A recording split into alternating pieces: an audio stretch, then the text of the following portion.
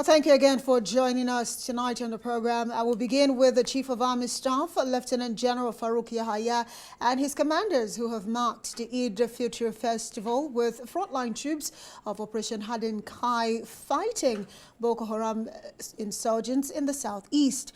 Well, the army hierarchy is promising to improve the welfare of soldiers in the battlefield.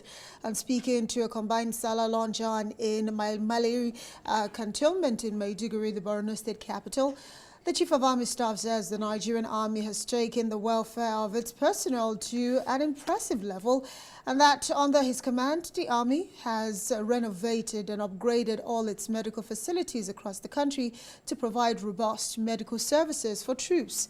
He says the Army has also initiated a loan scheme for soldiers, and the facility could be accessed within 24 hours of application. Our efforts in discharge, improving their welfare, know no bounds. Among my 4 pillars of philosophy of command is administration. And administration, the key to it, in addition to everything, is welfare of the troops. And that we have taken to another level in terms of provision of medical facilities. Almost all our medical facilities are upgraded. Many of them are built and now supplied with their requirements. In accommodation, we are not relenting in renovating their quarters and building additional structures. In provision of other needs, we are also not relenting. I just mentioned what we have introduced to Army Staff loan scheme, where someone who requires immediate support in terms of loan with no interest will access it within 24 hours of submitting his application. That we shall continue to support the military in your effort to bring in peace to this region. Also commend our troops and indeed all the other security agencies for their gallant contributions in bringing peace to this region.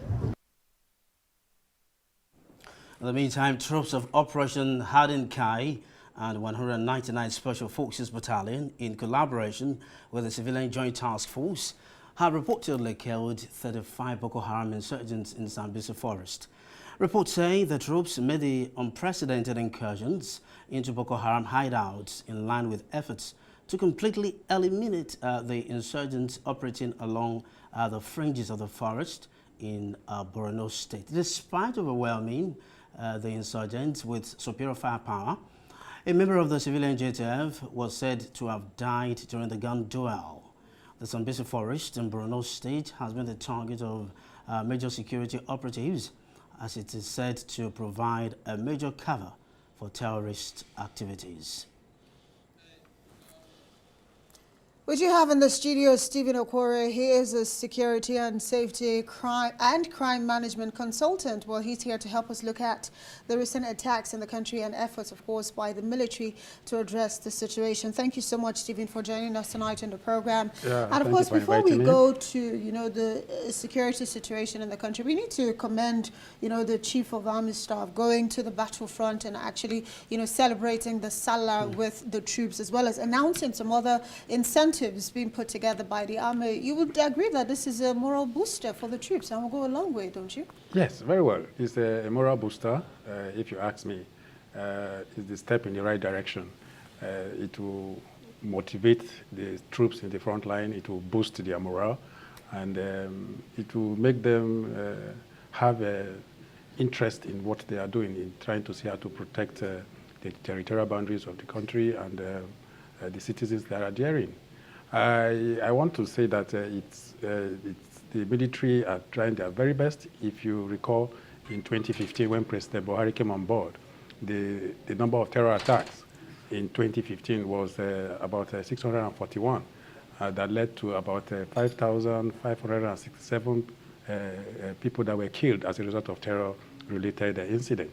But last year, 2022, the number of attacks reduced to about 120, and the number of deaths is about 385.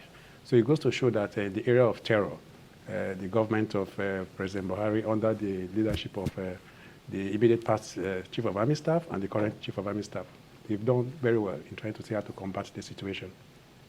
That's quite interesting and encouraging. But then since Boko Haram started in 2002 in Maiduguri, we've always heard that the Nigerian army has decimated them. Yeah. You know, but the more we hear that they are being decimated, it seems the faster they multiply. Are they reincarnating?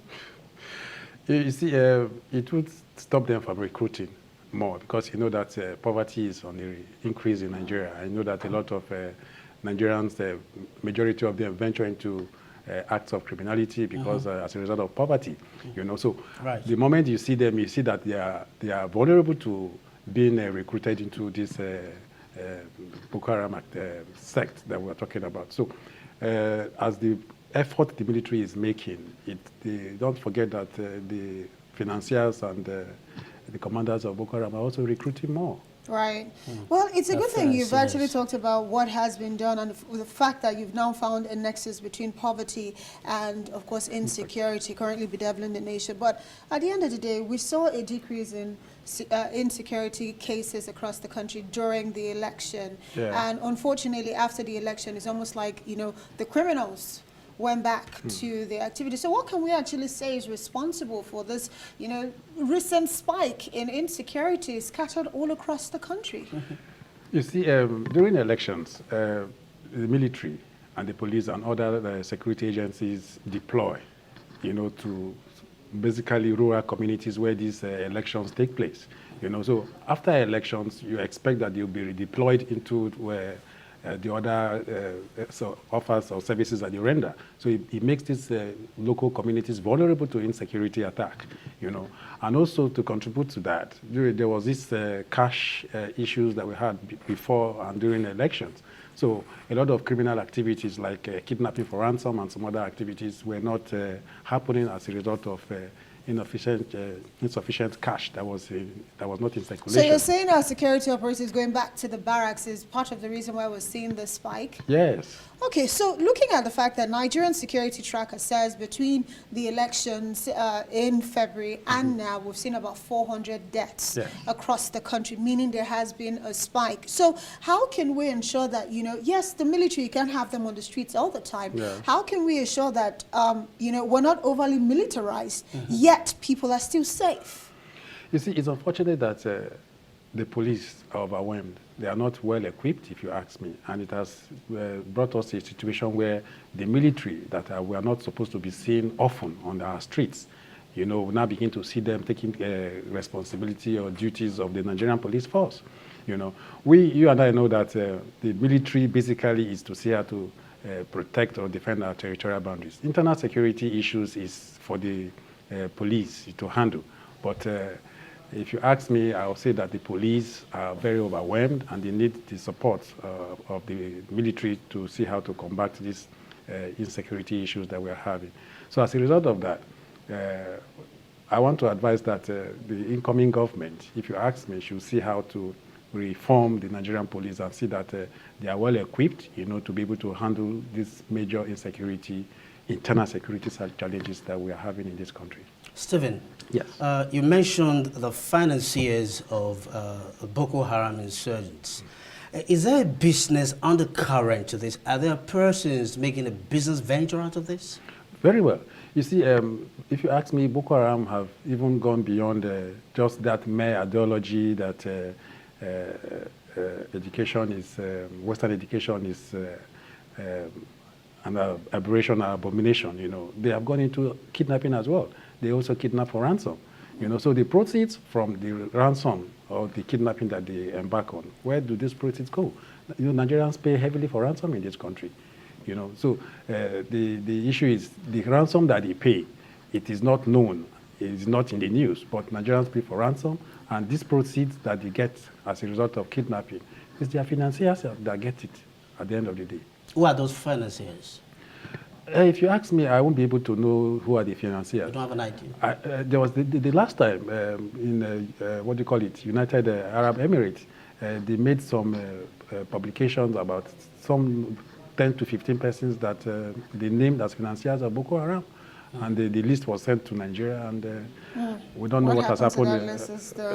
We don't know what has happened to that. Okay, well, I want you to go back to something you had spoken about, because, you know, now, yes, insecurity, kidnapping, and all of that, it's rife across the country. But you highlighted something quite important. You said the police need to be strengthened. Yes. There needs to be new reforms. So what sort of reforms do you think should be put in place? Because I know that the current IGP, we've seen some reforms, even from, you know, training of officers to even increasing their pay, to even buy more weapons for them. But it seems like it's not far-reaching enough to ensure we stem insecurity, you know, out of Nigeria. So what other reforms would you be suggesting, you know, with regards to the Nigerian police to prevent these crimes before they even happen? You see, if you ask me about prevention before they even happen, I think it's a difficult task for the Nigerian police. It's unfortunate that the perpetrators of these criminal acts are always ahead of our law enforcement agents, if you ask me. That's why most times we are reactive when these things happen. But I want to suggest that whatever policy or packages that the current IG has for the police, it should go beyond just coming to the news or public space to say. We should see that they are implementable policies and packages, you know. And don't forget that the Nigerian police has less 400,000 personnel, and we have over 200 million Nigerians. So there's need for so that's one police officer per 100 people. Even more than that. You know, the recommended UN ratio is a police officer to 350 to 400 civilians or citizens to protect. But the last time I did my workings, it's a police officer to over 1,000 citizens. So we have gone far beyond the UN standard for policing the citizens in this country, you know. And don't forget that the UN standard or ratio is a situation where we have a sane society or community, but considering the hostile situation that we have in Nigeria at the moment, it goes to show that it is not something that we can work with.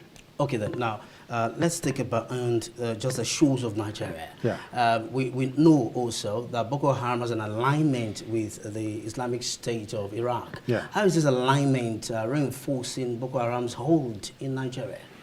You see, when there's an international synergy, you know, the terrorists outside Nigeria working in synergy with the ones that we have within, you see, there's this international trainings and some other things that they embark on. You know, so it goes to boost them. It goes to boost their morale, even in the area of finance too. You know, there's this support that they get internationally, you know, from their Western support or allies, you know. So there's a lot that the security agencies in Nigeria needs to do in that regard, in trying to see that such situations is properly handled. What are your suggestions? My suggestions? The bad guys should be brought to book. When caught. For instance, we've seen situations where we see rehabilitation of repentant Boko Haram. When there are laws that are supposed to take care of situations like that. And even the repentant Boko Harams, we see them, they still go back into crime. Not in all cases, really, because, you know, can we really prove that they go back to crime? Yes, especially those who have been rehabilitated by the Nigerian army? My organization have records of a lot of them that are still going back into crime, into kidnapping so for ransom. Right now, that would mean that even our rehabilitation program is not working. So what would be the best solution, lasting solution? Punishment. Right. Yes. Such as? It's in the law.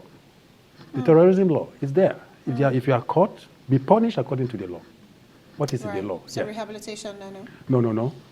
Stephen Okwori, Thank you very much for coming.